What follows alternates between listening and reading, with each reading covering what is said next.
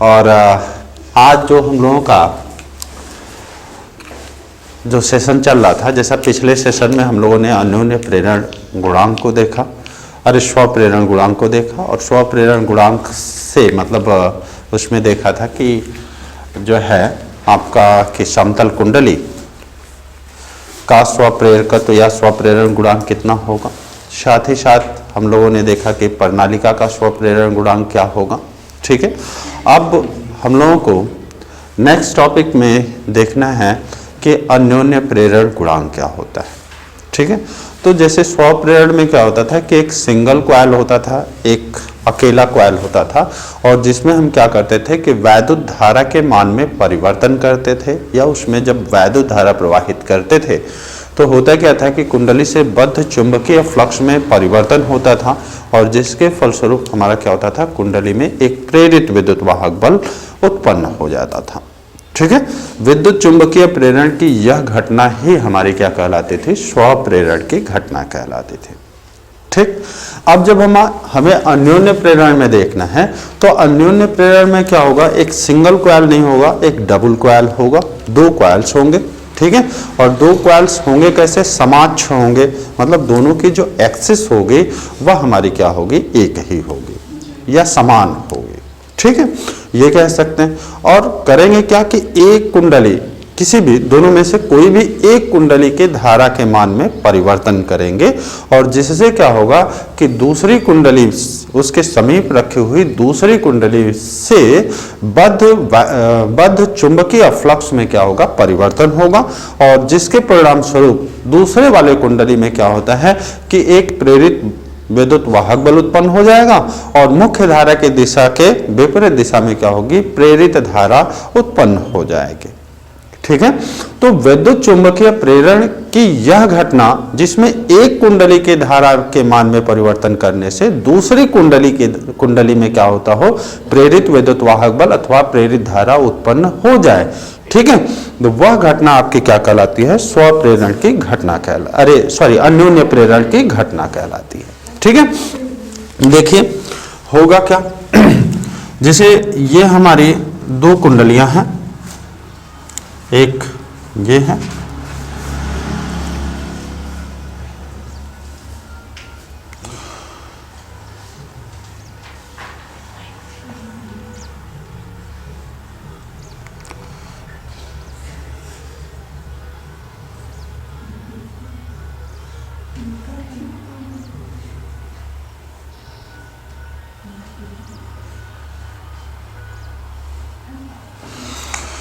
एक ये कुंडली है, ये आपका RH दैट इज रिहास्टेड, ये आपकी बैटरी है B, और ये आपका कुंजी है K ना, इस कुंजी को आप प्लग कुंजी कहते हो।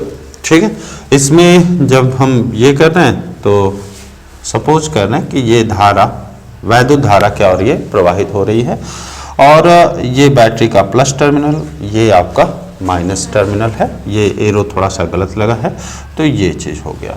ठीक है, इसकी अक्ष क्या होगी, तो इसकी अक्ष ठीक इसके सेंटर से होकर के जा रहा है, ये इसका अक्ष हो गया। ठीक है, अब इसी के समाक्ष, इसके समीप एक दूसरी कुंडली हमारी रखी हुई है। ठीक है, दूसरी कुंडली रखी हुई है, दोनों की अक्षें हमारी क्या हैं, एक ही है या समाक्ष है, मतलब दोनों की अक्षें समान हैं। ठीक है, और ये है, इसमें हम क्या कर रहे हैं, एक विक्षेप मापी या धारा मापी, जो भी कह लीजिए, गैल्वेनोमीटर हम इसमें लगा दिए हैं, ये G है, और जब हम इनमें धारा प्रवाहित कर रहे हैं तो ये क्या होगा, इनके प्रवाह के अपोजिट डायरेक्शन में हमारा क्या होगा, इसमें वैद्युत धारा क्या हो जाएगी, प्रेरित हो जाती है। ठीक है, प्रेरित हो जाती है, ये प्रेरित धारा होगी।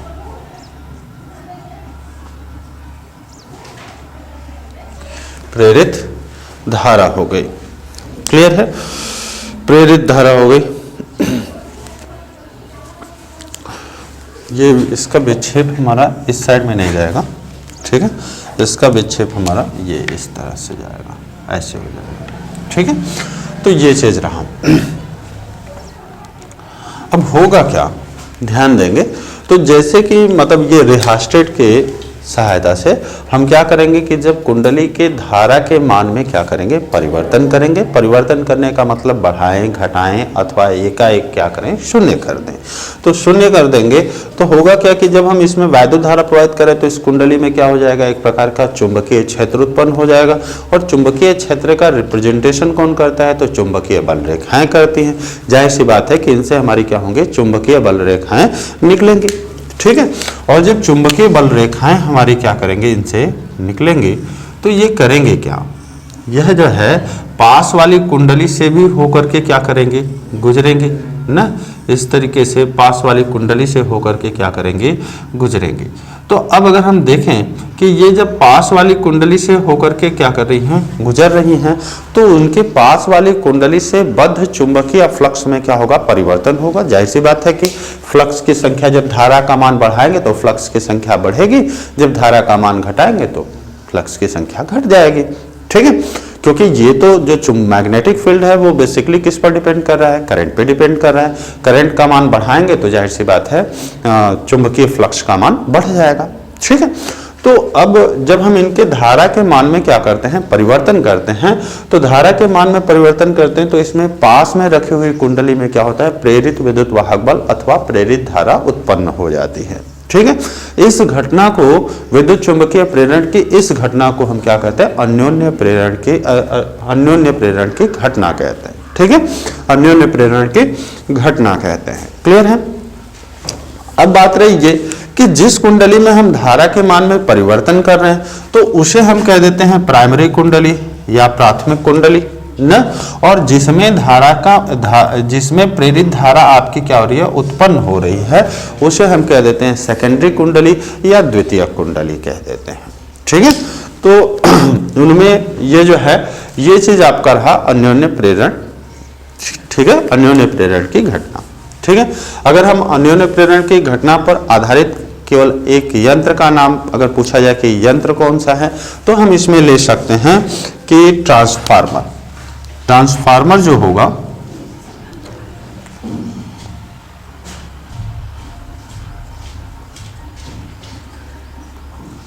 ट्रांसफार्मर हमारा क्या करता है, अन्योन्य प्रेरण के सिद्धांत पर कार्य करने वाला एक यंत्र है। क्लियर। अब आगे बढ़ते हैं। इसमें जो हम लोग देखेंगे, तो इसमें हम लोग देखेंगे कि जो है जिस प्रकार से देखे थे हम लोग कि स्व प्रेरण गुणांक या स्व प्रेरकत्व के बारे में, उसी तरीके से अन्योन्य प्रेरण में हमारा क्या होगा, अन्योन्य प्रेरण गुणांक।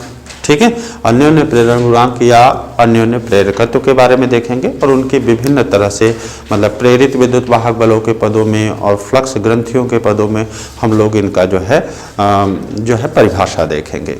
ठीक है, अन्योन्य प्रेरण गुणांक का। तो देखिए होगा क्या इनमें, होता क्या है कि सपोज करते हैं कि हम इसमें प्राथमिक कुंडली में क्या कर रहे हैं, I1 एम्पियर की धारा प्रवाहित कर रहे हैं। ठीक है, I1 एम्पियर की धारा प्रवाहित कर रहे हैं। इसमें फ्लक्स जो बल, ये कह लिया जाए कॉइल्स की जो संख्या है या फेरों की संख्या हमारी कितनी है, N2, और प्रत्येक फेरे से बद्ध जो चुंबकीय फ्लक्स है वो हमारा कितना है, Φ2 है। प्रत्येक फेरे से बद्ध चुंबकीय फ्लक्स हमारा कितना है, Φ2। कब Φ2 है, जब हम इसमें क्या करते हैं, I1 एम्पियर की धारा प्रवाहित करते हैं। ठीक है, प्राथमिक कुंडली में जब हम I1 एम्पियर की धारा प्रवाहित कर रहे हैं तो द्वितीय कुंडली से बद्ध, ठीक है, द्वितीय कुंडली के प्रत्येक फेरे से बद्ध चुंबकीय फ्लक्स हमारा कितना है, Φ2, और द्वितीय कुंडली में फेरों की संख्या कितनी है, N2। ठीक है, तो अगर हम बात करें कि अन्योन्य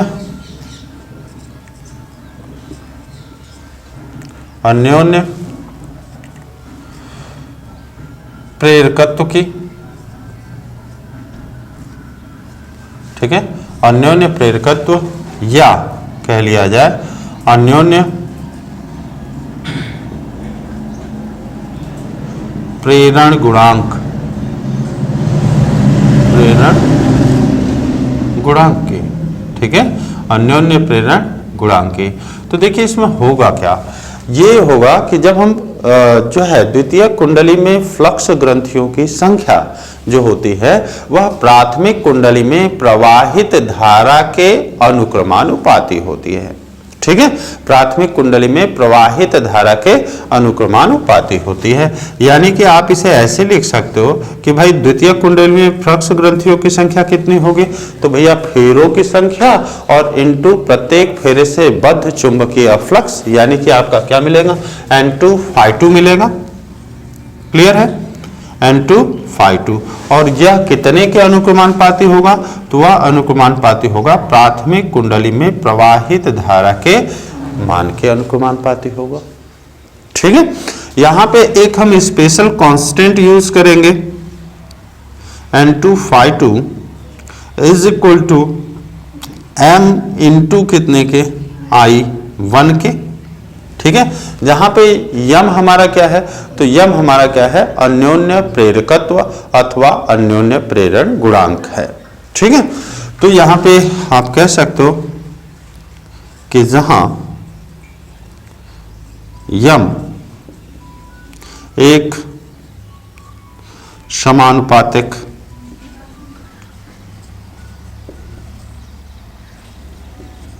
नियतांक है,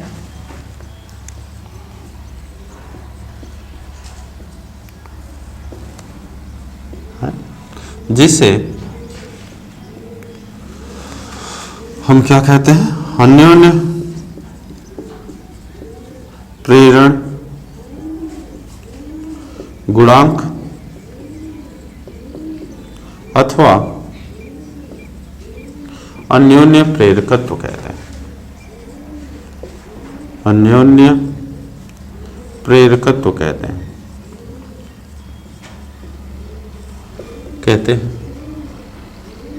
ठीक है, और अगर हम उपरोक्त से देखें तो ये यम का मान कितने के बराबर हो जाएगा, तो m इज इक्वल टू आप लिख सकते हो N2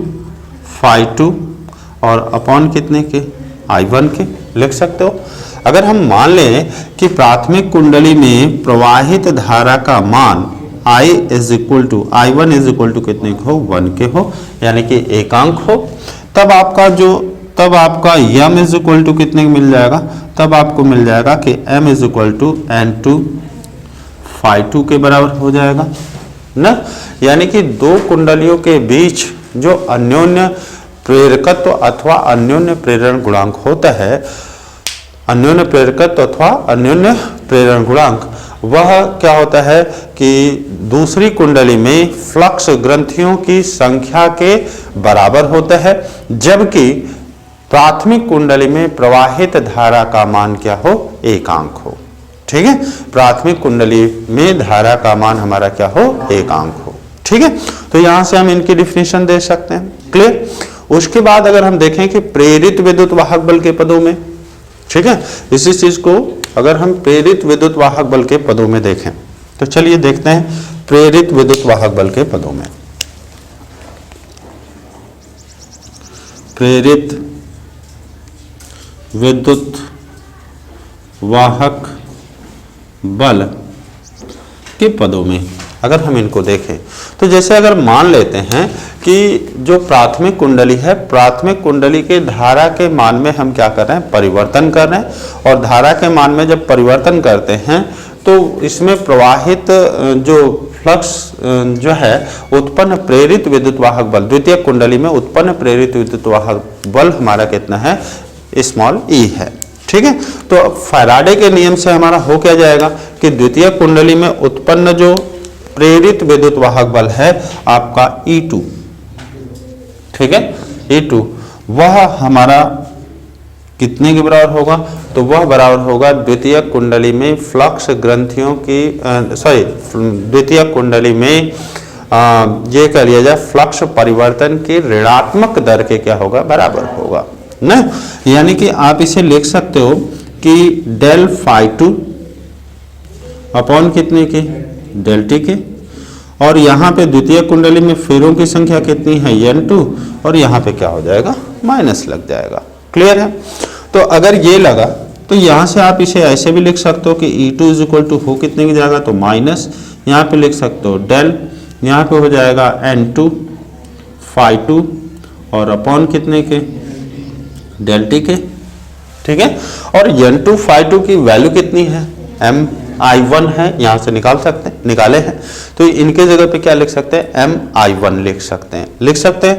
तो आपको E2 बराबर मिल कितने की जाएगा, थोड़ा सा ध्यान देंगे, तो यहाँ पे E2 बराबर आपको हो जाएगा कि माइनस, ठीक है, यहाँ पे हो जाएगा डेल, यहाँ पे हो जाएगा mi1 क्योंकि n2 phi2 का मान है, और यहाँ पे डेल टी, या इसी को आप क्या लिख सकते हो कि minus M into del i1 over कितने की, डेल टी के, हो जाएगा, क्लियर है। और यहां से अगर हम देखें तो यम इज इक्वल टू क्या हो जाएगा, तो m इज इक्वल टू हो जाएगा E2 अपॉन यहां पर डेल i1 ओवर कितने के, डेल टी के, क्लियर। अब अगर हम यह कह दें कि यदि हमारा क्या हो जाए, डेल i1 ओवर कितने के, delta is equal to कितने के, 1 के, ठीक है, एज इक्वल टू कितने के, 1 के, तब आपका यम एज इक्वल टू कितने हो जाएगा, तो m is equal to E2 के बराबर हो जाएगा संख्यात्मक रूप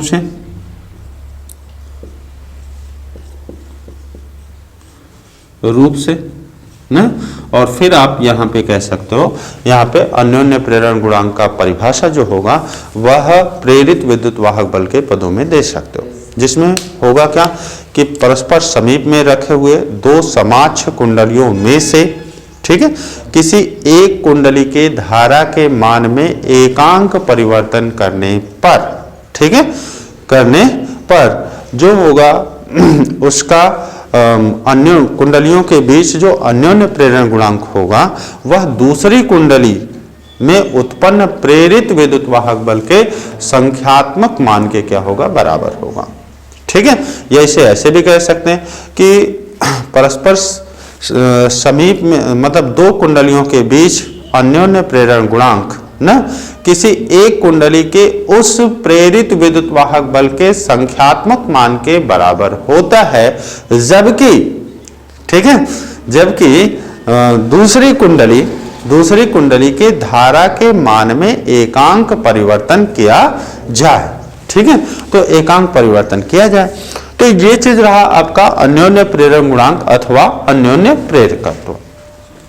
अब बात आएगी कि यहाँ पे इनका यूनिट अन्योन्य प्रेरण गुणांक का मात्रक क्या होगा। तो अन्योन्य प्रेरण गुणांक यम का जो मात्रक होता है वो हेनरी होता है, जैसे उसमें होता था स्वप्रेरण में भी होता था, तो स्वप्रेरण का भी मात्रक क्या होता था, हेनरी, इनका भी मात्रक क्या होता है, हेनरी होता है, ठीक है, हेनरी होता है। तो एक मात्रक तो आपका हेनरी हो गया यम का, ठीक। दूसरा मात्रक अगर आप यहां से निकाले तो आपको क्या मिल जाएगा कि वेबर टर्न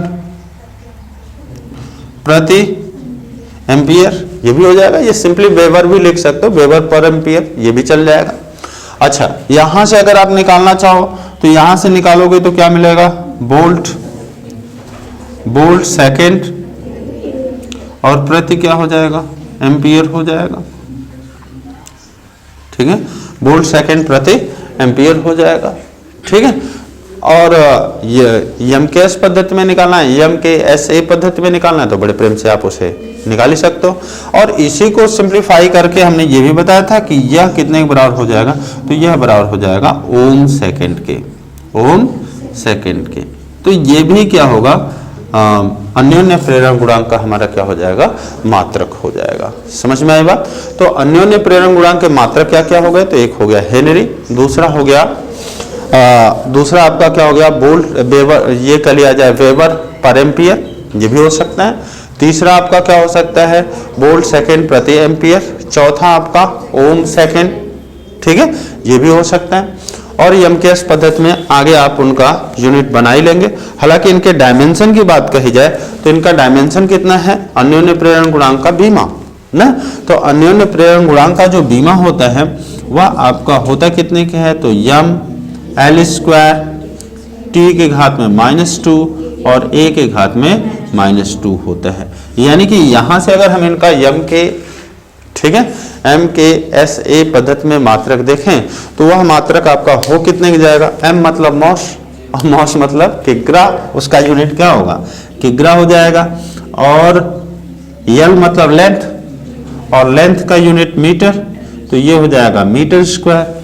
टी मतलब टाइम, टाइम का यूनिट सेकेंड, तो यहाँ पे हो जाएगा सेकेंड के घात में -2, ठीक है।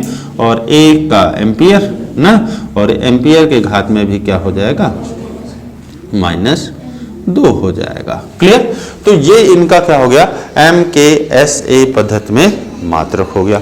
अब पिछले उसमें हमने लिखवाया था, मतलब प्रूव भी कराया था, तो अब हम ये नहीं कि इनकी बीमा और डायमेंशन निकलवाने वाले नहीं है, ठीक है। तो इतनी चीजें दिमाग में रखेंगे, ठीक है। तो आगे नेक्स्ट टॉपिक जो होगा हमारा वो ये होगा कि दो समाज कुंडलियों के बीच, दो समाज कुंडलियों के बीच अन्योन्य, दो समाज कुंडलियों के बीच अन्योन्य प्रेरकत्व के बारे में हम लोगों को देखना है, ठीक है। दो समाज पर, समाज कुंडलियां क्या, आप यहाँ पे लिख लीजिए, कुंडलियों की जगह पे परनालिका लिख लीजिए, ठीक है। परिनालिका, परिनालिका, ठीक है। तो दो समाज परिनालिका ना के बीच हमें क्या करना है, यह देखना है कि अन्योन्य प्रेरकत्व क्या होगा, ठीक है। तो जैसे मान लीजिए कि एक हमारी ये वाली परिनालिका है,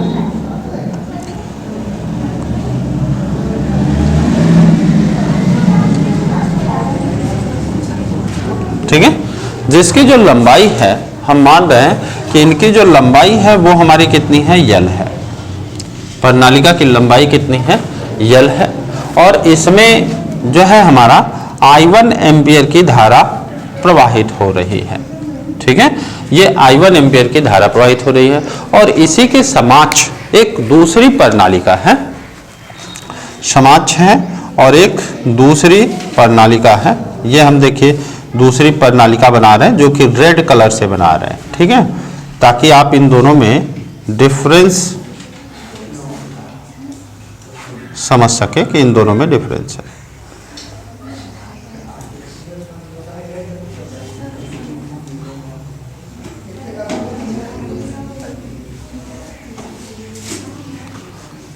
अच्छा, ये ध्यान रखिएगा कि ये दोनों कुंडलियां एक दूसरे को कहीं भी टच नहीं कर रही हैं, ठीक है।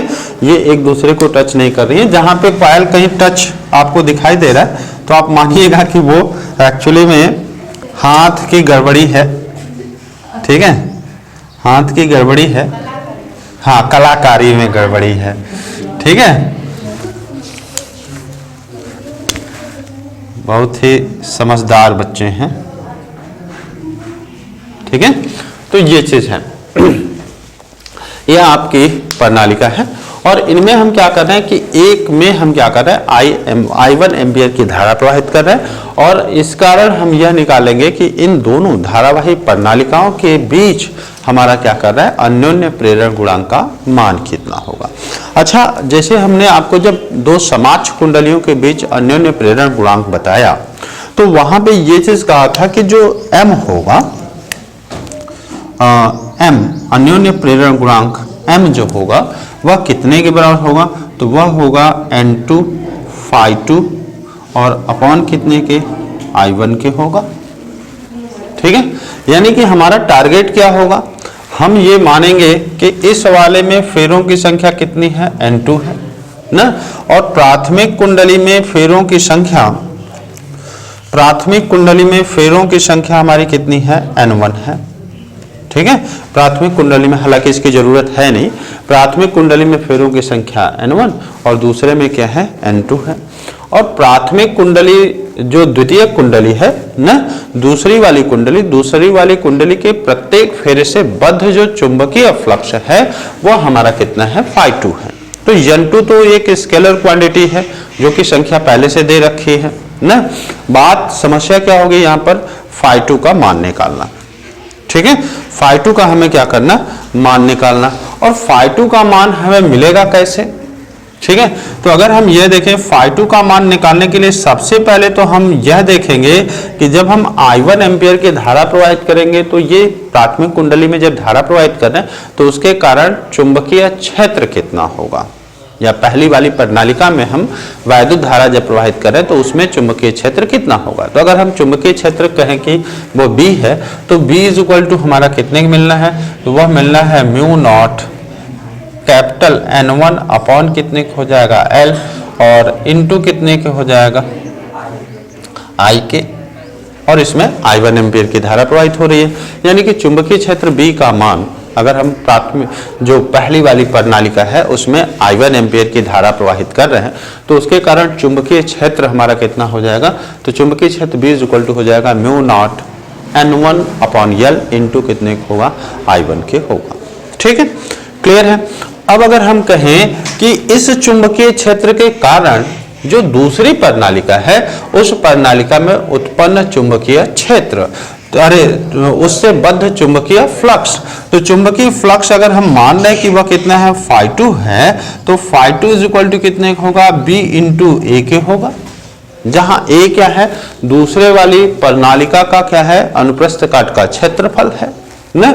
अगर हम माने कि दूसरे वाले की त्रिज्या हमारी कितनी है R2 है दूसरे वाले कॉइल की, तो R2 है तो A इज इक्वल टू आपको क्या मिल जाएगा पाई R2 का स्क्वायर मिलेगा। क्लियर है।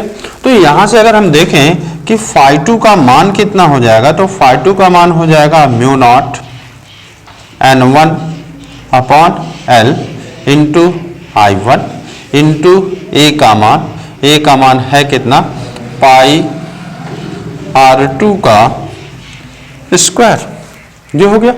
अब ये φ2 का मान निकल गया तो भाई φ2 का मान यहाँ पे रख दिया जाए ना। जैसे ही रखेंगे आपको अन्योन्य प्रेरण गुणांक का मान मिल जाएगा।